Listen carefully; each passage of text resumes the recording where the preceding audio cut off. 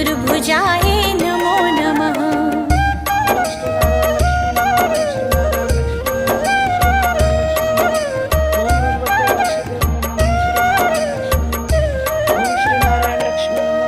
श्री हरि विष्णु नमो नमः। लक्ष्मी नारायण नमो नमः।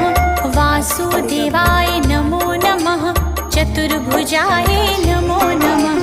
श्री हरि विष्णु नमो नमः। लक्ष्मी नारायण नमो नमः। वासुदेवाय नमो नमः। चतुर्भुजाय नमो नमः। श्री हरि विष्णु नमो नमः। लक्ष्मी नारायण नमो नमः।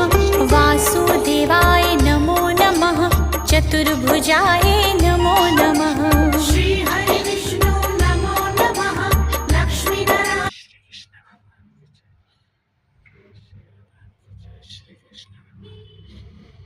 श्री भगवान, आज कृष्ण भगवान का आज पूरा व्रत मेरा हो गया है। आज मेरा व्रत पूरा हो गया है। कल से मैंने कुछ खाया नहीं था, तो आज मैं खिचड़ी का भोग लगाऊंगी और खिचड़ी ही खाऊंगी। तो मेरे हरि को मैंने भगवान को भोग लगा दिया है और मेरा पूजा आज पूरा हो गया है, व्रत पूरा हो गया है मेरा।